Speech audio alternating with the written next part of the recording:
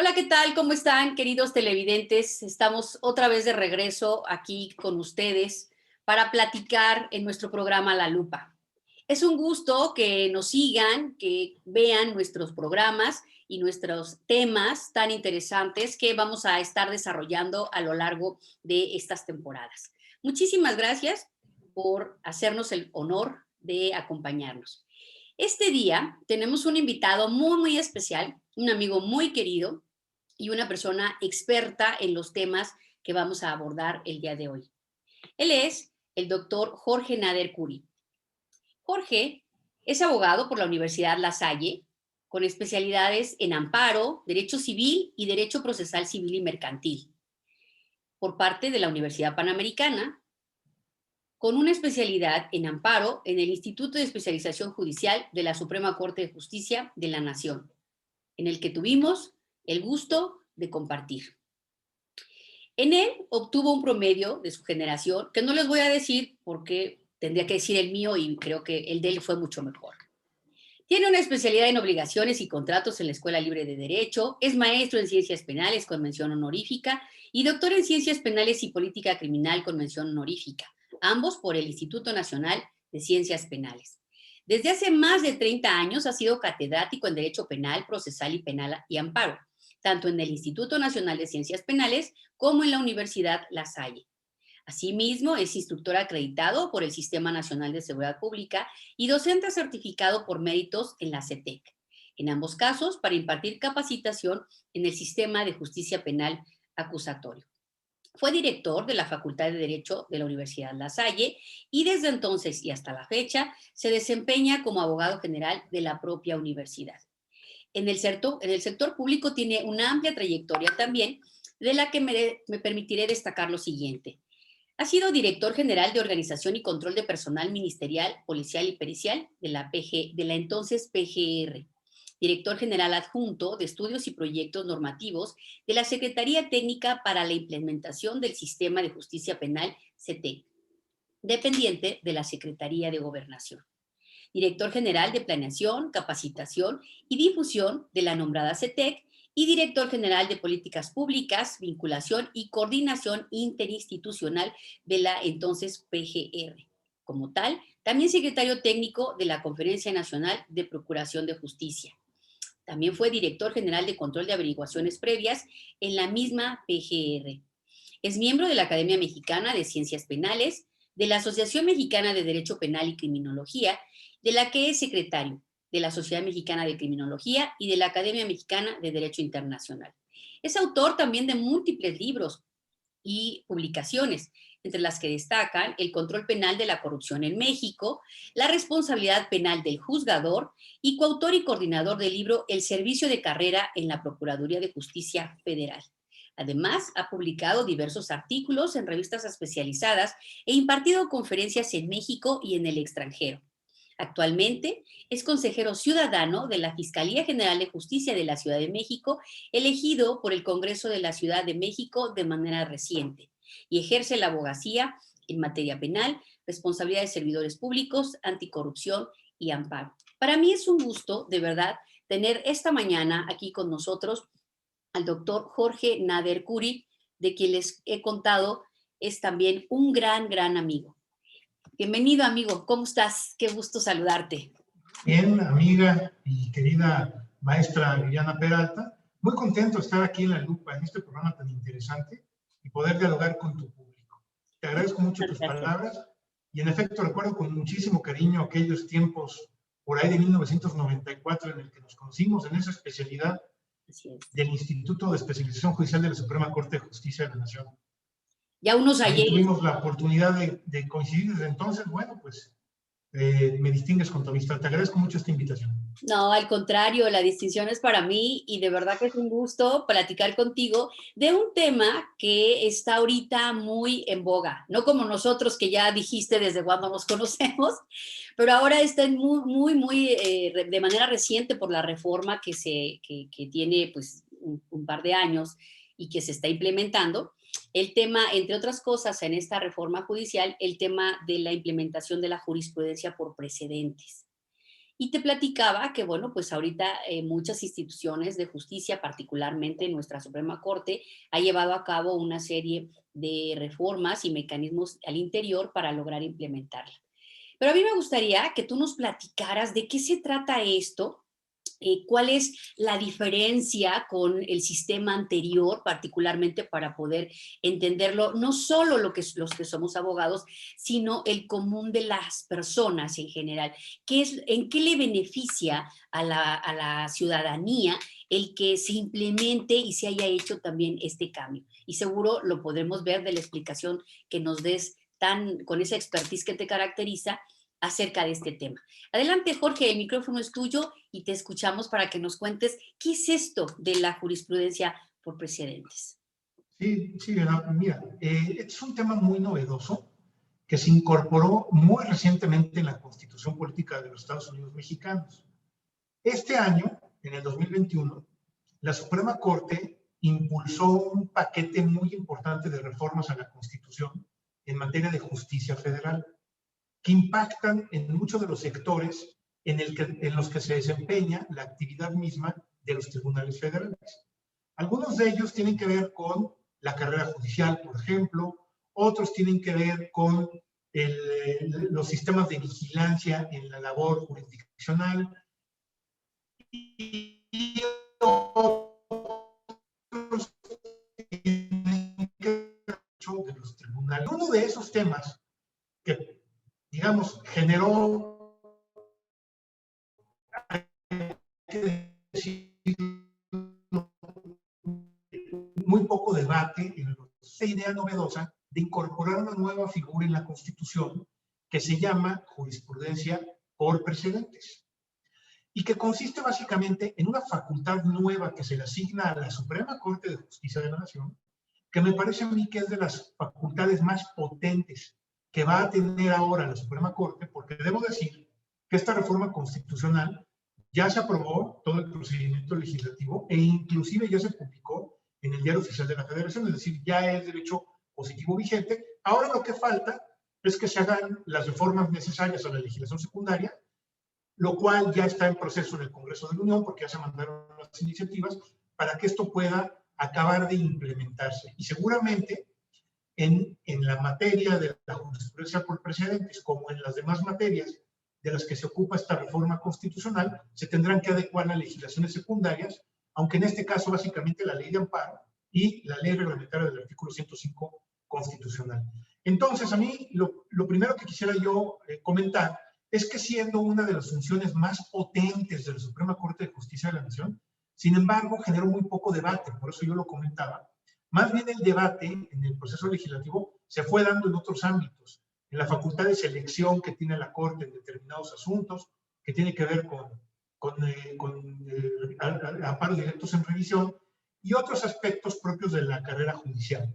Cómo se va a designar a los jueces y a los magistrados, cómo se va a regular esta carrera judicial, cuáles van a ser los mecanismos para evitar la corrupción o para sancionar la corrupción en el Poder Judicial Federal. Y de esto, bueno, se habló poco y sin embargo consiste en algo, como te digo yo, nuevamente, algo muy potente. ¿Y en qué consiste básicamente? Mira, quiero retomar un poco de antecedentes, sobre todo para quienes nos están escuchando, que independientemente que sean o no abogados, pueda haber alguna comprensión de este tema. Nosotros sabemos que en México una de las fuentes del derecho es la jurisprudencia y que la jurisprudencia es una facultad que está depositada en los tribunales que consiste en la interpretación de la ley para darle actualidad y dinamismo a la ley ahí donde no es suficientemente clara y que los casos que se someten a consideración de los jueces puedan ser resueltos a través de la aplicación de la ley, pero también a través de la aplicación de la interpretación de la ley que se da en la jurisprudencia. Y resulta ser que en un país como México, en un sistema como el que nosotros tenemos, e inclusive como el que existe en países anglosajones, la jurisprudencia viene a ser una herramienta de la mayor importancia, porque al mismo tiempo que interpreta la ley, como yo ya lo comenté, al interpretarla le da actualidad y le da dinamismo y sirve para resolver una buena cantidad de asuntos. Voy a poner un ejemplo muy sencillo de lo que ocurre con la jurisprudencia. En la antigüedad, tomando un caso del derecho civil, en la antigüedad no quedaba claro completamente si lo que un matrimonio que estaba casado por sociedad conyugal recibía por herencia entraba o no a la sociedad conyugal. La ley no era suficientemente clara en ese sentido. Tuvo que llegar la jurisprudencia a decirnos que todo lo que adquieren los cónyuges casados por sociedad conyugal, pero que reciban por un acto de liberalismo personalísimo como la herencia, no entraba en esa sociedad conyugal. Fue la jurisprudencia la que nos vino a interpretar esa legislación que no era suficientemente clara, o que al ser, al ser clara, con el paso del tiempo y los cambios sociales, deja de ser completamente suficiente para resolver los casos que se dan en la actualidad, y estableció un criterio de actuación de los tribunales, de tal manera que hoy en día cualquier asunto que se dirima en tribunales, en donde esté en controversia lo que se adquirió en ese matrimonio, ya está resuelto por la jurisprudencia.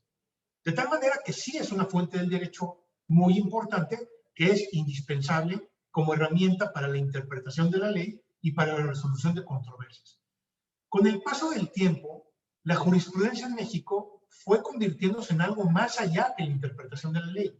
En realidad se convirtió, en muchos casos, en fuente de teorías y de doctrinas jurídicas muy importantes. Es decir, los ministros de la Corte y los tribunales colegiados, que son quienes emiten la jurisprudencia, al interpretar la ley o al interpretar distintas leyes, tratados internacionales, hay que decirlo, derechos humanos y toda una serie de, normatividades existentes en el orden jurídico mexicano, además de interpretar la ley o al momento de interpretar la ley, para darle dinamismo y actualidad, han creado verdaderas corrientes y teorías jurídicas de la mayor importancia. Te voy a poner un ejemplo. Los ciudadanos mexicanos no solamente podemos ser detenidos en los casos que establece la Constitución, es decir, cuando cometemos un delito en flagrancia o el Ministerio Público ordena nuestra detención o un juez ordena nuestra aprehensión o hay una sentencia condenatoria. Pero ¿qué pasa con los retenes? Es una duda que siempre ha estado ahí. ¿Cuándo la policía me puede detener momentáneamente para hacer una revisión, por ejemplo, de mi vehículo? Y hubo una gran discusión porque la legislación no era suficientemente clara, porque al mismo tiempo que tenemos que admitir que la policía debe de realizar su función por el bien de la seguridad pública, por otro lado también están en juego en ese mismo momento libertades individuales como es la libertad de tránsito. Entonces, la Suprema Corte de Justicia lo que hizo también recientemente, como segundo ejemplo, es que al interpretar diversos artículos constitucionales, estableció una teoría en virtud de la cual se justifica cuándo y cómo la policía puede realizar detenciones momentáneamente sin que esto implique una privación de libertad, o aún implicando una privación momentánea de la libertad, esto puede derivar en un acto perfectamente válido frente a un procedimiento penal. Entonces la Corte emitió una serie de tesis de jurisprudencia en donde en realidad incorporó teorías jurídicas de la mayor importancia que tienen que ver con este control provisional preventivo. Entonces, estos son dos ejemplos que yo pongo al caso, como muchos otros que pueden existir, en donde la jurisprudencia, en el primer caso que decía yo, solamente interpretó la ley y estableció un modo de interpretarla, y en este segundo caso, como ha ocurrido en otros muchos casos, al interpretar la ley, además dio un paso más importante en donde estableció una teoría jurídica que hoy sirve como fundamento de actuación de los policías, y como esas hay varias. Está el principio de mayor beneficio en los amparos directos, y hay una serie de principios y de teorías, el de la, por ejemplo, viene otro a mi mente, el de la individualización incondicionada de la ley, para efectos de determinar la procedencia de los amparos contra leyes. En fin, la jurisprudencia, entonces, hay que decirlo, ha sido en nuestro medio jurídico una herramienta de la mayor importancia. Y es tan importante la jurisprudencia que el sistema de creación de jurisprudencia lo hemos tenido regulado en la ley desde hace muchísimo tiempo, desde nuestra historia constitucional mexicana, a través de la reiteración de criterios jurisprudenciales.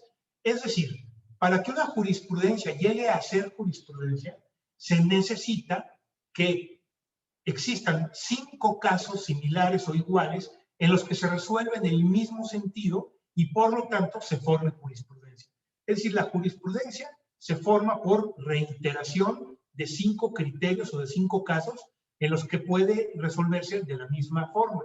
Es decir, vuelvo a mis ejemplos.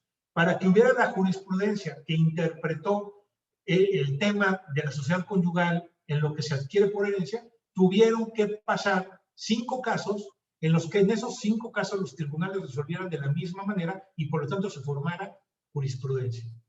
Antes de que existan estos 5 casos, lo que hay son antecedentes, o lo que antiguamente llamábamos precedente o tesis aislada, que es un caso aislado, uno de esos 5 casos, todavía no tenemos los 5, hay uno de esos 5 casos, o 2, o 3, o 4, y que, bueno, no establece una obligatoriedad para los poderes judiciales porque todavía no hay una reiteración de 5 casos.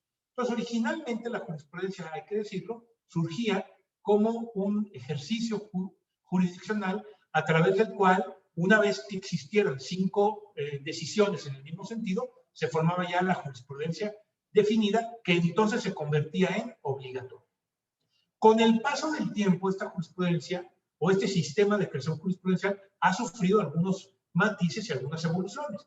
Por ejemplo, se estableció que la jurisprudencia solamente sería obligatoria para los circuitos en los que está emitida esta jurisprudencia, es decir, si la jurisprudencia se emitió en el primer circuito, solamente obliga a los tribunales de ese primer circuito y no necesariamente a los de los demás circuitos, que pueden inclusive emitir jurisprudencia contradictoria. Entonces, primer principio, la jurisprudencia es obligatoria, pero solamente en el circuito en el que se emitió. Segundo paso de evolución, la jurisprudencia puede ser suspendida. Puede ser suspendida a través de tesis que de pronto suspendan la vigencia de una jurisprudencia de manera específica y creen un precedente en un sentido contrario que puede luego llegarse a convertir en jurisprudencia por reiteración. Y finalmente, se creó también un sistema de creación de jurisprudencia por contradicción de tesis. Es decir, cuando los circuitos o los tribunales de un mismo circuito inclusive emitían jurisprudencia contradictoria, a través de un sistema de contradicción de tesis, la Suprema Corte de Justicia diría cuál de esas dos jurisprudencias prevalecía o si tendría que ser alguna jurisprudencia diferente. De tal manera, Viviana, como sabes y como nuestro público que nos está escuchando ahorita, que son abogados, también lo conocen, pues la jurisprudencia a través de las distintas formas de creación viene a resolver una serie de problemas muy importantes en la aplicación y vigencia de la ley y por lo tanto es algo que está en nuestro medio jurídico y que no puede dejar de existir. Entonces, esto es como un antecedente importante que hay que señalarlo, que hay que recordarlo. Ahora bien, ¿qué es lo que pasó en esta reforma constitucional que recientemente se hizo en la Constitución Política en materia de jurisprudencia?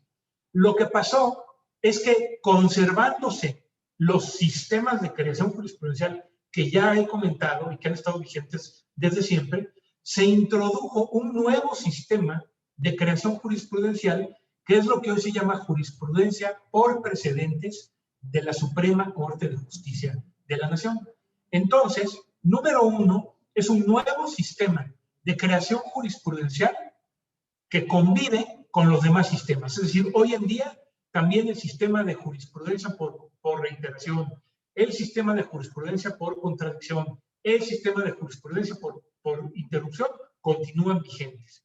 Y esas tesis jurisprudenciales las pueden emitir, como siempre, la Suprema Corte de Justicia, los tribunales colegiados, los plenos de circuito y los tribunales electorales. Se pueden emitir jurisprudencia en la forma que tradicionalmente la han venido emitiendo. Sin embargo, se incorpora un nuevo sistema, se adiciona un nuevo sistema que se le da solamente a la Suprema Corte de Justicia y que es el sistema de creación de tesis por jurisprudencia y que consiste básicamente en que cuando la Suprema Corte de Justicia resuelva cualquier asunto, es decir, un juicio de amparo, una controversia constitucional, una acción de inconstitucionalidad, un juicio administrativo, cualquier cosa que resuelva la Suprema Corte de Justicia de la Nación, si lo hace por una mayoría calificada de al menos 8 ministros, pues las razones que le sirvieron a la mayoría calificada para aprobar la sentencia se consideran jurisprudencia obligatoria para todos los tribunales del país de manera vinculante y que no necesita reiteración. Por eso te digo que es una función muy potente dada a la Suprema Corte de Justicia de la Nación, Porque si, por ejemplo, hoy la Corte resuelve un asunto cualquiera de los que resuelve la Suprema Corte, como tantos otros que puede resolver, y alcanza esa decisión una mayoría calificada de 8 votos, pues las razones que le sirvieron a la mayoría calificada de 8 ministros, esas son las razones de ese solo asunto, se convierten en automático en jurisprudencia firme, definitiva, por precedentes, que es obligatoria para todas las autoridades del país. Basta entonces hoy un solo caso que resuelva la Corte, cualquier caso, independientemente de que sea amparo o controversia constitucional o acción de inconstitucionalidad, basta un solo caso que resuelva la Corte por una mayoría calificada de 8 votos para que esos argumentos, esas razones, se conviertan en jurisprudencia por precedentes y por lo tanto sea obligatorio para todas las autoridades del país. Entonces es un nuevo sistema que ahora requiere que se modifique la legislación secundaria nada más para darle existencia a la ley de amparo, que al final del día es la que regula la creación de jurisprudencia en todas las materias, pero que nos va a llevar a pues una mayor coherencia, nos va a llevar desde luego a una uniformidad y fuerza de la jurisprudencia de la Corte, pero al mismo tiempo también a los ministros de la Corte les está dando una facultad muy potente porque no se requiere ni siquiera una reiteración o una discusión posterior, sino una sola decisión. Entonces, en suma, Viviana, este es el nuevo sistema de jurisprudencia por precedentes que vamos a empezar a tener vigente en nuestro medio de manera muy próxima ya. Y que además, entre otras cosas, va a implicar inclusive un cambio en la estructura misma de las tesis jurisprudenciales como hoy las conocemos. Porque pues, la jurisprudencia por precedente deja de ser tesis, por lo tanto, sino que simplemente es una expresión que va a, digamos, a manifestar públicamente cuáles son las razones que tuvo en cuenta la mayoría calificada para decidir en el sentido en el que haya decidido esta tesis o este criterio o este precedente jurisprudencial. Oye, Jorge. Así que entonces tendremos una función muy importante de creación interpretativa y de creación de doctrina jurídica por parte de la Suprema Corte directamente. A ver, entonces entiendo, ¿es ahora un solo precedente? Una sola decisión que tome la Suprema Corte de Justicia por mayoría calificada, la que se convierte en jurisprudencia por precedente. Una sola decisión por mayoría calificada. Oye, pero además es una sola decisión que toma la Suprema Corte de Justicia en cualquiera de las manifestaciones de la actividad jurisdiccional de la Corte. Es decir, la Corte, mira, te voy a decir, la Corte resuelve controversias constitucionales, acciones de inconstitucionalidad, juicios de amparo, juicios de anulación de la declaratoria de exclusión de los estados del Sistema Nacional de Coordinación Fiscal, juicios sobre cumplimiento de los convenios de coordinación celebrados por el gobierno federal con los gobiernos de las entidades federativas, revisión de oficio de los decretos expedidos por el Ejecutivo Federal durante la restricción o suspensión de derechos humanos y garantías, constitucionalidad de la materia de las consultas populares convocadas por el Congreso de la Unión, recusaciones, excusas, impedimentos, recursos, incidentes, conflictos competenciales, cumplimiento de sentencias, declaratoria general de inconstitucionalidad y otros asuntos que tienen que ver con la revisión de decisiones que impactan la vida laboral de jueces y magistrados. Bueno, pues en todos esos casos, una decisión que emita la Suprema Corte por mayoría calificada constituirá jurisprudencia por precedentes y por lo tanto será válida y vinculatoria para todos los tribunales del país, para todas las autoridades en general del país, porque la jurisprudencia, como tú sabes, sí es cierto que obliga a los tribunales judiciales, pero también obliga de alguna manera a las autoridades no jurisdiccionales, ¿no? Hay una extensión de la jurisprudencia. Okay. Entonces, fíjate bien de qué estamos hablando. Es decir, ya no se necesita una reiteración, no se necesita una discusión posterior, basta una sola decisión, solamente que sean 8 ministros en cualquiera de estos casos para que tengamos ya una fuente de hecho como si fuera una ley, digamos, con toda propiedad emitida para la resolución de controversias. Un ejemplo, vamos a suponer que el Congreso de la Unión le pide a la Suprema Corte de Justicia que resuelva sobre la materia de una consulta popular. Bueno, es un procedimiento que se está encomendando a la Suprema Corte de Justicia. si la Suprema Corte de Justicia, al resolver ese procedimiento, emite una mayoría calificada de 8 votos, bueno, pues esas razones entonces se considerarán como válidas, como obligatorias, porque ya constituirán una jurisprudencia por precedentes. En el caso que nosotros conocemos, de que la Corte resolvió sobre la materia de una consulta popular, en donde la primera decisión era si lo que tiene que ver con la, digamos, investigación o la aplicación de leyes que tienen que ver con la investigación y persecución penal pueden ser sujetos de una consulta, y se decidió que sí. Esa decisión no alcanzó mayoría calificada. Por lo tanto, no constituye esa decisión una jurisprudencia por precedentes, además de que se dio antes, ¿no?, de la reforma constitucional.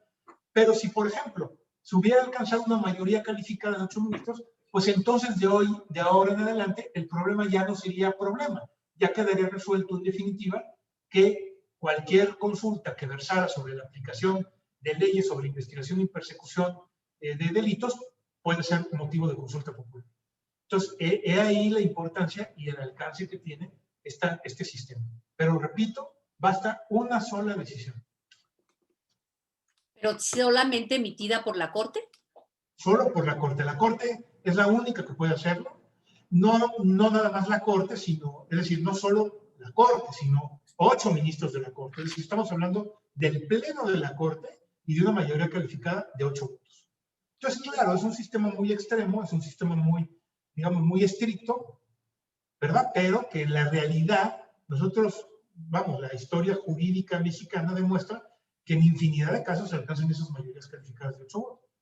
Yo diría que en la inmensa mayoría de los casos existe una mayoría calificada de 8 votos en muchísimas de las decisiones que toma la Suprema Corte. Oye, Solo la Corte, si los plenos de circuito, los tribunales colegiados y los tribunales electorales, que también pueden emitir jurisprudencia, no pueden emitir jurisprudencia por precedentes. Ahora, es lo que iba a preguntarte. ¿Qué pasa entonces con los tribunales colegiados, por ejemplo?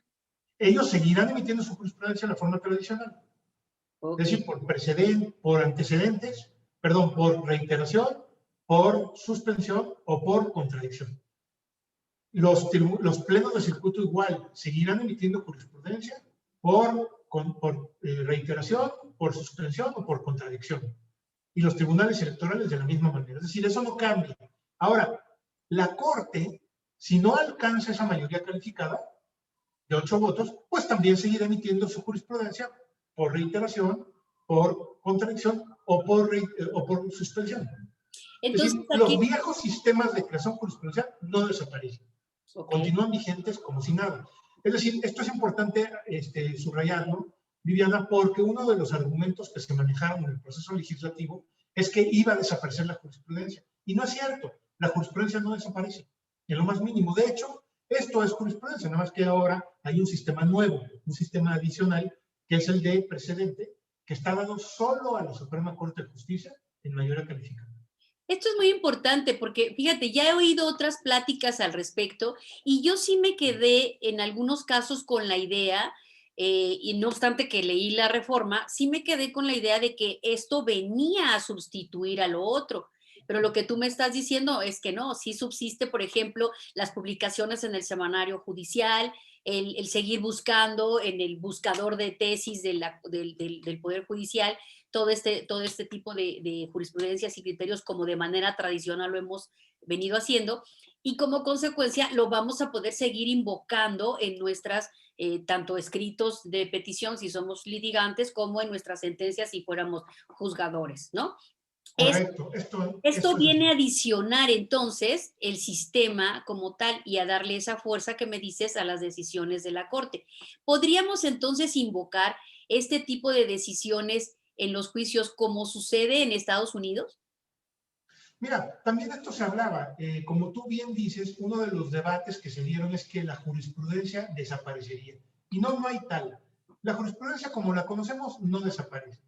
Ni desaparecen las jurisprudencias que ya tenemos, no pierden vigencia las jurisprudencias que ya tenemos, ni desaparecerá el sistema de creación jurisprudencial común y corriente que se va a seguir aplicando en el futuro. Esto es decir, no desaparece, sigue existiendo esto en el buscador, se sigue invocando como se invoca la jurisprudencia, sigue habiendo obligatoriedad de los jueces de seguir la jurisprudencia definida, aunque no se invoque, sigue vigente la suplencia de la deficiencia de la queja, por ejemplo, en los amparos, cuando el acto reclamado se fundamenta en una ley declarada inconstitucional. La Declaratoria General de Inconstitucionalidad continúa como nosotros la conocemos. Es decir, ahí no hay cambios. Lo que ocurre es que se agrega un sistema más, que es el de precedente de la Corte.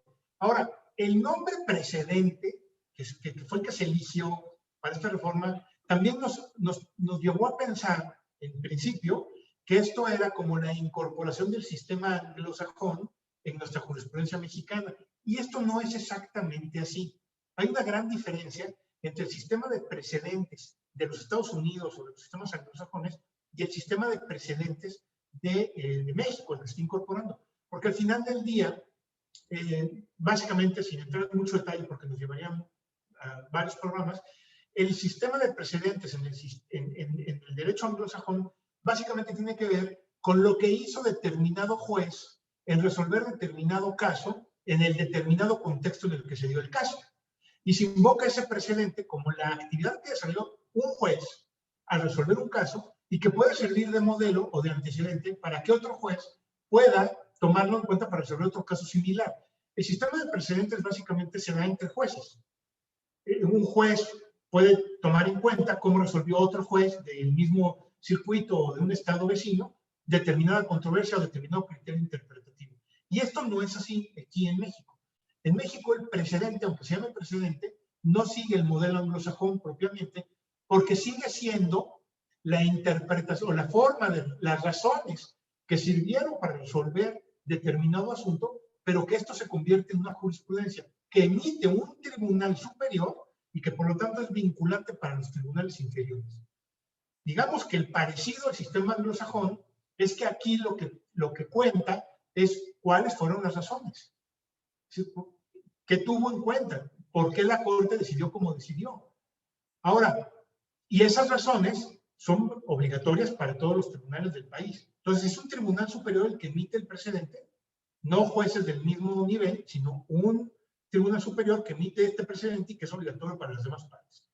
Hay que ver, sin embargo, Viviana, esto de las razones, cómo las vamos a encontrar en los buscadores y en las fuentes de información. Es decir, las razones pues estarán en la sentencia. Si tú me preguntas, oye, ¿y en dónde? ¿Cuál es el lugar donde puedo encontrar las razones tenidas en cuenta por la mayoría calificada? Bueno, pues el lugar es la sentencia. Yo tendría que ver la sentencia íntegra de la Corte, en qué parte se aprobó por una mayoría calificada y decir, bueno, es que estas son las razones que tuvo en cuenta la Suprema Corte de Justicia. Si las razones las vamos a encontrar en las sentencias. Ahora, supongo, pero esto es una suposición nada más, porque, como te digo, hay que ver qué es lo que va a decir la legislación suprema, pero yo supongo que lo más propio será que la Suprema Corte de Justicia tenga algún método de difusión o de publicación de esas razones. Y que quizás esas razones se publiquen a la manera de una tesis jurisprudencial, como hoy la conocemos. Nada más que con una estructura diferente. Como ya más o menos he empezado a decir, tú sabes que hoy las tesis de jurisprudencia tienen el título o el rubro, que inclusive hasta vienen mayúsculas y negrillas el rubro, y luego la tesis, ¿no? Hoy lo que se está pensando, ya se está haciendo de hecho con la jurisprudencia, pero ahora con el sistema de precedentes se está pensando que puede hacer, es que igual estas jurisprudencias por precedentes se publiquen de alguna manera en la que se nos ponga un rubro donde venga la síntesis del tema, se pongan los hechos, luego diga hechos, estos son los hechos, luego criterio jurídico o razones, estas son las razones aprobadas por la mayoría calificada, y luego la justificación. Todas las tesis de jurisprudencia ya además ya están empezando a emitirse así, con mayor razón las seguiremos viendo, ya no son el rubro y el cuerpo de la tesis, sino que hoy se nos informa cuáles son los hechos, cuál es el criterio jurídico o bien las razones y cuál es la justificación. Seguramente, yo quiero pensar que la Corte, a través de la manera judicial de la Federación, va a emitir o va a establecer algún método para que los justiciables podamos conocer esta jurisprudencia por precedentes y ya en el estudio o en el detalle pues vayamos a la sentencia en su integridad o al estudio que como abogados tenemos que hacer. Dicho de manera muy simple, agregar un clic, un botoncito más en los sistemas de jurisprudencia, del buscador de jurisprudencia, en donde así como yo hoy le puedo dar clic al de tribunales colegiados o al de la primera sala, pues hoy le dé clic a uno que diga jurisprudencia por precedentes. Y ahí me despliegue todas las tesis que van a estar siendo aprobadas o los criterios o los precedentes, ¿no?, que van a estar siendo aprobados por la mayoría calificada de ministros. Pero subsiste, digámoslo así. No es que desapareció ya la jurisprudencia y ya. Hay la idea, yo advierto en el estudio de los documentos que sirvieron para la reforma constitucional, hay como que la idea de ir cambiándole el nombre, de que nos vayamos acomodando más a llamarles precedentes y no tanto. Pero la ley de amparo, la misma Constitución sigue diciendo jurisprudencia. La misma Constitución sigue estableciendo en el artículo 107 la creación de jurisprudencia. En el 105 sigue diciendo que la jurisprudencia será conforme a las reglas de la ley de amparo, y en todo lo que tiene que ver con el derecho electoral, sigue diciendo que los tribunales electorales podrán emitir jurisprudencia. Es decir, la Constitución sigue hablando de jurisprudencia. Entonces, esto es un sistema nuevo de jurisprudencia, que se llama precedentes. Pero no es como originalmente se pensó cuando de pronto se empezó a hablar de este proyecto de reformas. Pues claro, una primera idea que era muy natural es, oye, ya desapareció la jurisprudencia, ahora va a ser como en el sistema anglosajón, hacia dónde estamos yendo, qué tanto de seguridad jurídica o no tenemos. Pero ya cuando vemos el texto jurisprudencial, el texto constitucional, pues ya se disipan una serie de dudas. Y bueno, pues ahora, insisto, independientemente de lo que sí implique, de los alcances que esto va a tener, en realidad, pues es un nuevo sistema de creación jurisprudencial. Mira, te voy a leer cómo quedó. Te quiero aquí hacer una pregunta, perdóname que te interrumpa. No, antes de que me digas, es precisamente basado en que vamos a leer el texto. Tú que has tenido oportunidad de leer este tema sobre la reforma, ¿podrías decirme de alguna manera qué alcanzas a vislumbrar de la razón del por qué introducir esto? ¿Cuál es el mecanismo o la intención de querer hacer esta adecuación a nuestra ley para adicionar esto? Yo en un principio entendía que pues se justificaba el tema porque igual desaparecía el modelo tradicional y entraba este nuevo para generar un sistema de precedentes, tal vez con esa tendencia de ir hacia un modelo anglosajón, derivado también de la implementación de la justicia oral y otra serie de procedimientos también que hacen más ágil, tratan de hacer más ágil nuestro sistema judicial. En un principio lo entendía yo así, pero ahorita que tú me dices que esto viene a ser algo que, aparte del sistema tradicional, se implementa, ¿cuál sería entonces la intención de dotar a la Corte de esto? ¿Qué se advierte de, por ejemplo, de la exposición de motivos que has tenido oportunidad de estudiar? En fin. Sí, básicamente lo que se advierte es lo siguiente, mira, desde hace muchos años la Suprema Corte de Justicia ha querido consolidarse como tribunal constitucional. El consolidarse como tribunal constitucional tiene varias implicaciones. Una de ellas es que para la Suprema Corte de Justicia solamente queden los asuntos paradigmáticos y trascendentales. Es decir, si la Suprema Corte de Justicia es un tribunal constitucional, que además es un tribunal terminal, lo deseable es que a la Suprema Corte de Justicia solo lleguen asuntos trascendentales, paradigmáticos, que tengan una importancia, digamos, general, que las decisiones que toma la Corte puedan impactar en un número muy importante de ciudadanos o en las instituciones públicas en su generalidad. Es decir, que la Corte se dedique a resolver asuntos sumamente trascendentales y paradigmáticos, en primer lugar. Y de hecho, la Corte ha venido caminando en los últimos años hacia allá.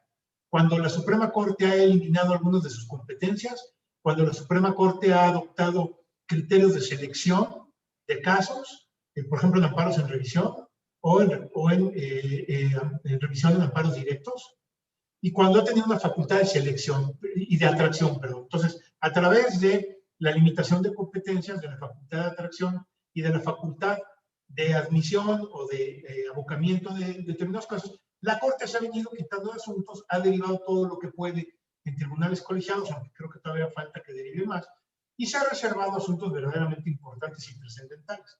Y dice la exposición de motivos: ¿qué tanto tenemos cuando la Corte resuelve un asunto importante, trascendental y paradigmático y emite una tesis jurisprudencial? Es una tesis aislada.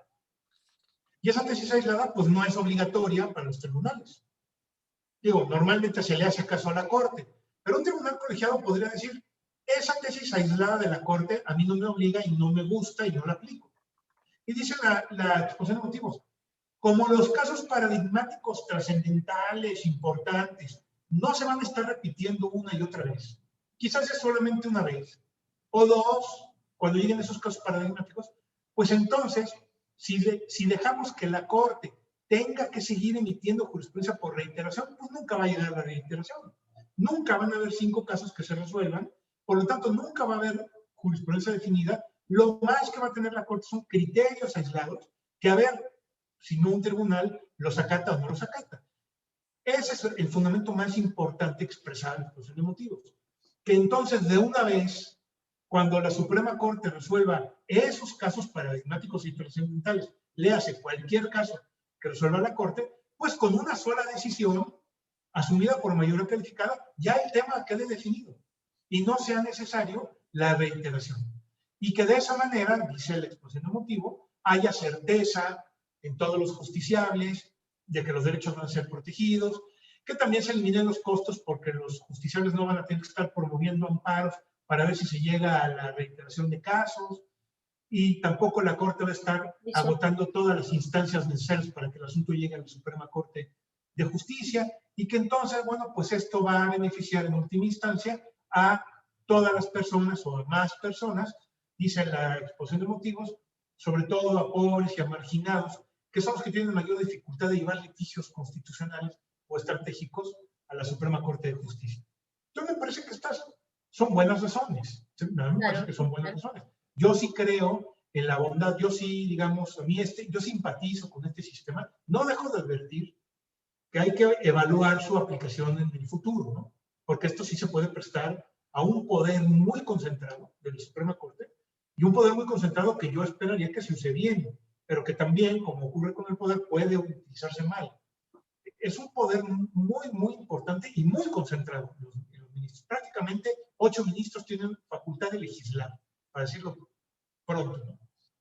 Entonces, yo simpatizo con la reforma porque es cierto que a través de una sola decisión se puede ya poner punto final a un caso, se puede establecer el criterio obligatorio y eso evita, ya para empezar, nos da seguridad jurídica a todos, evita que tengamos que estar promoviendo nuestros amparos a ver si logramos una reiteración y a ver si nos ganamos los amparos, lo que siempre ocurre, y evita también que los tribunales tengan que andar agotando instancias de trámite casi, para ya que llegue el asunto a la Corte y pueda emitir una reiteración. Entonces, básicamente, esas 3 ideas son las que, digamos, se expresan en la exposición de motivos como fundamentos de la necesidad de incorporar este nuevo sistema jurisprudencial, básicamente.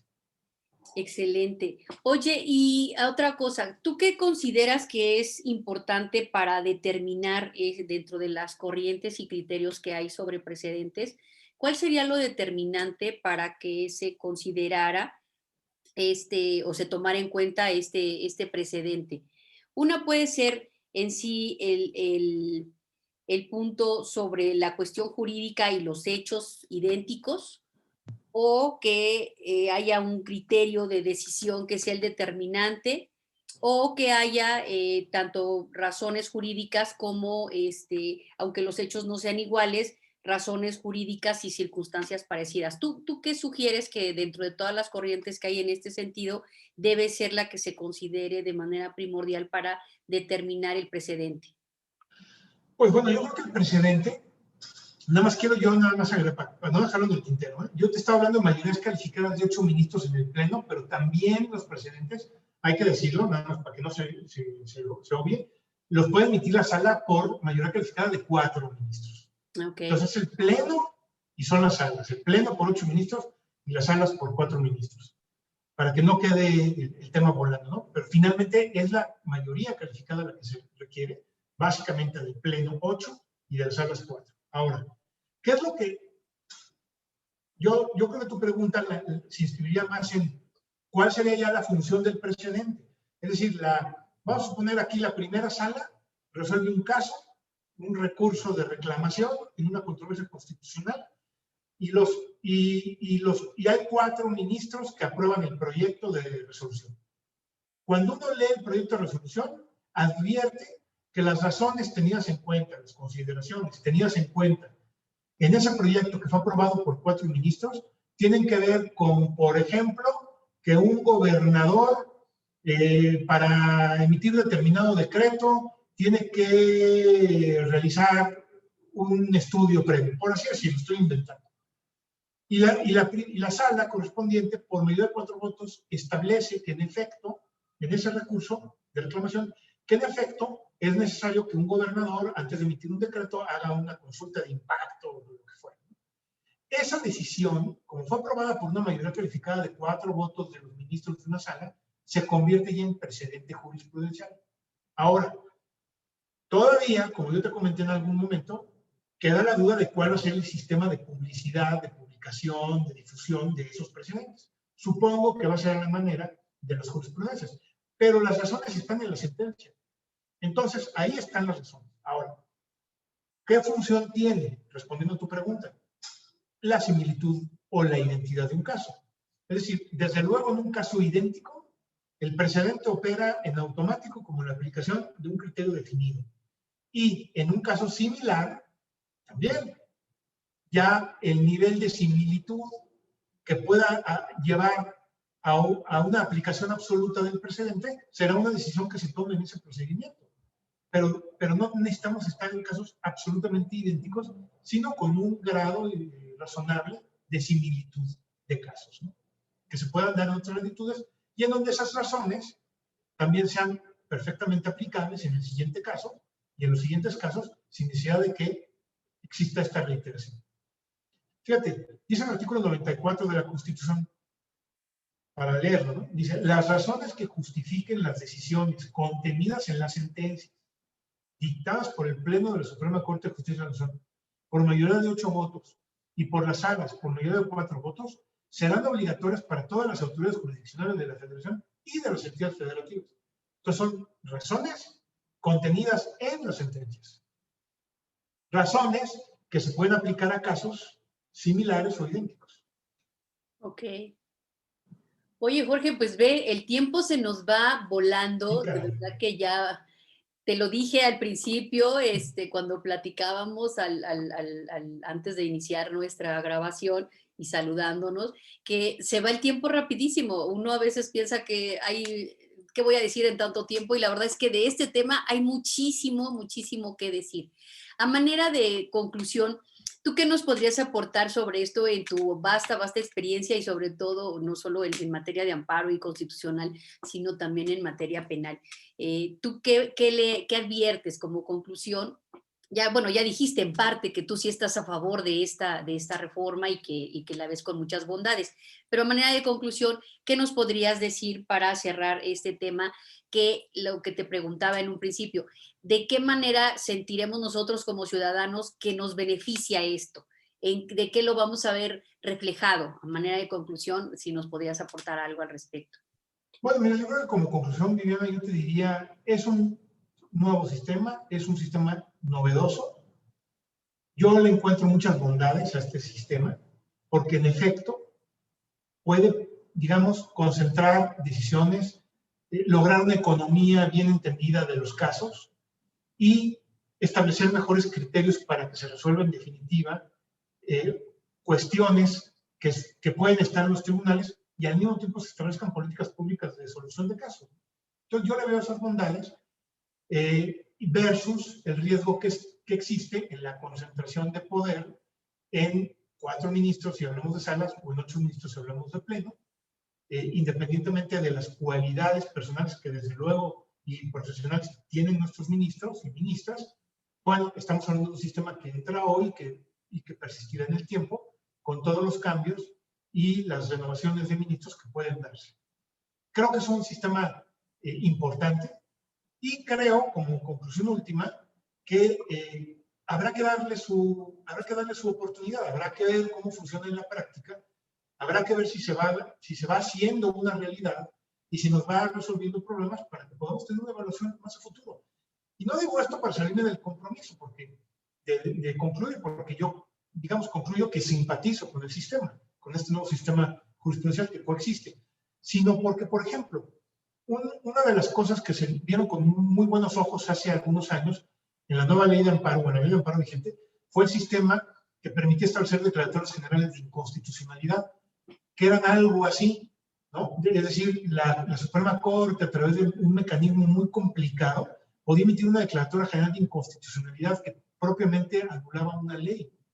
Y a tantos años de distancia, no tenemos una sola declaratoria general de inconstitucionalidad en amparo. Tenemos una en acción de inconstitucionalidad que tiene que ver con un tema de telecomunicaciones. Y párale de contar. Entonces, un sistema novedoso como las declaratorias generales de inconstitucionalidad, que no dio resultados en tantos años, y que, por cierto, también se tocó en esta reforma constitucional para hacerlo más fácil, bueno, pues si a tantos años de distancia no lo tenemos funcionando, es que no sirvió, desde luego, no fue funcional. Y yo pienso lo mismo en esto. Si se le ha dado ahora a la Suprema Corte esta nueva facultad, y habrá que ver en el tiempo cómo la Suprema Corte digamos, la instrumenta, la materializa y le va dando realización. Sin embargo, bueno, pues el derecho ya está vigente y mira, finalmente hay un tema con el que sí quiero yo cerrar, ¿no? Al final del día, esto sigue quedando en la cancha de los abogados, porque es algo muy técnico. Por mucho que se quiera decir que esto va a beneficiar a sectores marginados de la población y demás, sí, todo eso es verdad, pero al final del camino, la jurisprudencia es algo mucho, muy técnico, y estos antecedentes son algo mucho, muy técnico. Es decir, esto es una exhortación, este nuevo sistema nos obliga a los abogados a que estudiemos y nos actualicemos. Sobre todo, un abogado, para ser más competente, hoy tendrá que estudiar y saber exactamente bien de qué se trata este nuevo sistema. Tendrá que desarrollar la facilidad o la facultad de encontrar esas razones en las sentencias y habituarse a tener un estudio constante de estas decisiones para que pueda tener mayor competencia profesional. Entonces, esto sí, claro, sigue quedando en el ámbito de la técnica jurídica estrictamente. Sí, Y también. quizás esto queda muy claro porque por mucho que haya yo tratado de explicarme en palabras muy simples y llanas, seguramente no lo logré en muchos sentidos, porque necesariamente esto es algo muy técnico, ¿no? Es decir, estamos dialogando temas de abogados, entre abogados. Entonces, eso sí no se pudo resolver en esto, porque además no había manera en que eso dejara de resolverse de esta forma. Tiene que quedar en el ámbito, en la cancha, pues, de las habilidades y de las competencias de los abogados, que hoy tendremos que estudiar y capacitarnos en esta nueva temporada. Sí, también ver cuál es el criterio para establecer la relevancia del asunto que vaya a generar este precedente, porque, y bueno, y el impacto que, dada la fuerza que tendrá la resolución, pues el impacto que socialmente tenga, de la mano de temas tan importantes ahora como los que hemos estado manejando, como son temas de salud, temas ecológicos, Sí, claro. temas políticos, porque bueno, el que se tome una decisión nada más en este sentido, pues impactará en la decisión de todos los tribunales correspondientes en el país y puede ser que a veces la decisión sea de una envergadura tal que pues impacte, por ejemplo, al medio ambiente o impacte a poblaciones vulnerables, impacte derechos laborales en general, en fin, sí es realmente un tema que hay que pensar al margen del tema jurídico, ¿no? Y sin olvidar, Liliana, que es en cualquier asunto que resuelva la Corte. Sí, por la O sea, amplia competencia que tiene, ¿no? Pero aquí el en punto es cualquier, cuál será el asunto relevante y ese es lo que pues también sí, cualquiera.